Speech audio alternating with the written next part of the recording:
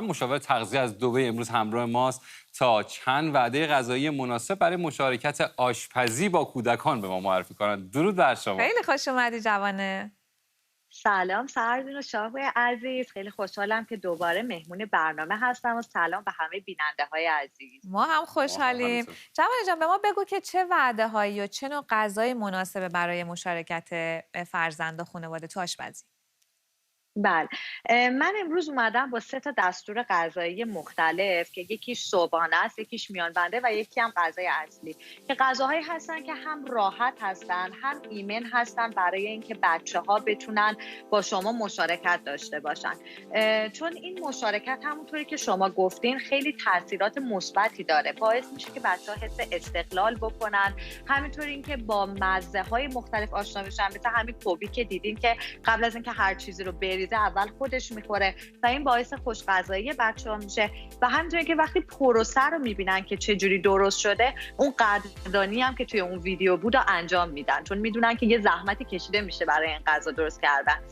اولین دستور غذایی که من میخوام بهتون بگم پنکیک هستش که خیلی راحت هستش و از همون اول شما میتونید بچه‌ها رو بیارین تو آشپزخونه و کنارتون باشن و با هم حسابی آشپزی بکنین.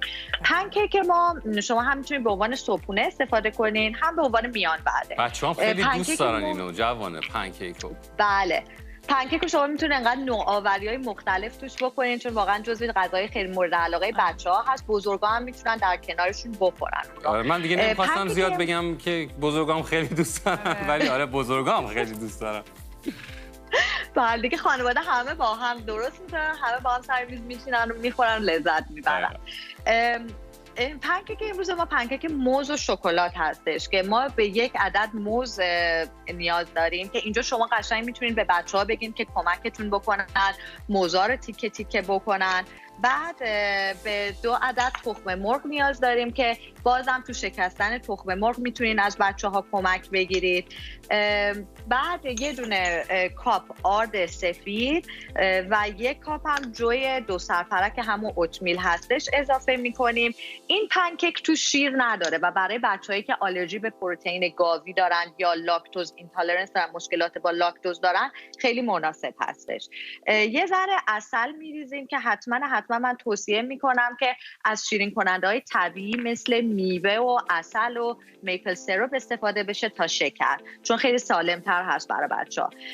یه خیلی کم هم وانیلا میریزیم و در آخرم یه ذره بیکینگ پاودر و پودر کاکائو هم اضافه میکنیم که بچه‌ها دیگه حس اینو داشته باشن که حسابی پنکیکشون شکلاتی و خوشمزه هستش. وقتی که همه اینا رو ما اضافه کردیم توی همین فود پروسسور که من ریختم یا غذاساز میذاریم و من حالا برای اینکه نخوام صدا بیادش دیگه میکسش نمی کنم، ولی شما اینجا که میکسش بکنید این یک حالت کریمی پیدا میکنه که بعد شما با قاشق روی یه دونه مایتابه‌ای که روی گاز گذاشتین رو حرارت ملایم به صورت گرد گرد کوچولو میذارین و وقتی که بالای پنکیکتون حالت سوراخ سوراخ یا یک حالت حبابی گرفت، نشونه اینه که پنکیک شما زیرش آماده شده. بعد برش میگردونیم که اون برش هم برای 1 دقیقه پخته بشه که حالا من اینجا آمادش کردم و پنکیکمون به این صورت میشه. جوانه چه کردی؟ دوست داشتم حالتون بودم شما هم امتحان میکردیم. حتما نیستیم دیگه. خب بریم سراغ نهار، درسته؟ نه، اول بریم سراغ یه میان وعده، بعدش بریم سراغ نهار. میان وعده هم که میخوام براتون اسموتی درست کنم. اسموتی هم یه چیزی هستش که خب همه بزرگ و کوچیک دوست دارن و یک جزو وعده هایی هستش که بچه‌ها خیلی لذت میبرن از درست کردنش، بخاطر اینکه میوه های مختلف رو میریزن و بعد این دستگاه رو روشن میکنن و شروع میکنه به میکس کردن و یه زمان خیلی خوبی میتونن خانواده با بچه‌ها داشته باشن. برای اسموتی ما 1 دونه کاپ شیر نیاز داریم که بریزیم. حالا شیرتون میتونه شیر بادوم باشه، میتونه شیر پرچرب باشه، هر نوع شیری رو میتونین استفاده بکنید. دوباره موز هستش که به همون روشی که گفتم از بچه‌ها کمک بگیریم میتونین استفاده بکنید. من از مغزیجات استفاده میکنم چون خیلی خوب هستش. من الان دارم از پودر پسته استفاده میکنم، حالا پودرهای مختلف هم میتونین بریزین. کره بادوم زمینی میتونین اضافه کنین. میگم هر چی دم دستتون باشه که مقوی باشه و خوب باشه میتونین توی این بریزین.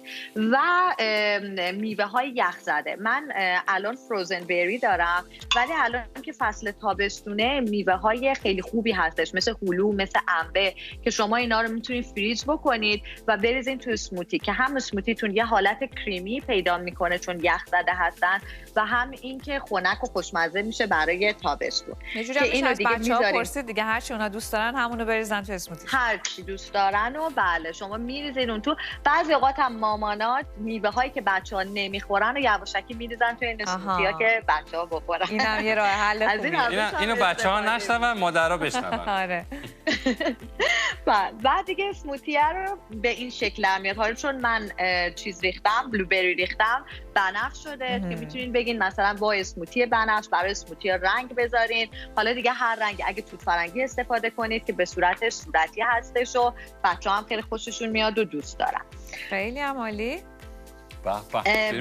بعدی که وعده اصلیه و بعده هم میتونیم برای ناهار استفاده کنیم و شام و جزء چیزایی هستش که بچه‌ها باز از همون اول میتونن با شما مشارکت داشته باشن. ناگت مرغه.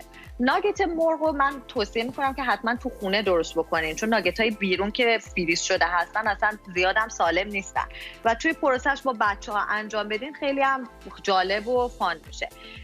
سینه مرغ رو من بین 2 تا کیسه میذارم و شروع میکنم به کوبیدن که این نرم بشه و این زمانی هستش که بچه‌ها خیلی لذت میبرن وقتی که شما میدین بهشون و میگین که این سینه مرغ رو براتون نازک بکنن. وقتی که سینه مرغ نازک شده شو کوبیدیم به خاطر اینکه خب راحت تر پخته بشه روش ادویه های مختلف میریزیم که مرینیت بشه. من از زردچوبه، پاپریکا، پودر سیر و نمک و فلفل استفاده کردم که میریزم روی سینه مرغم.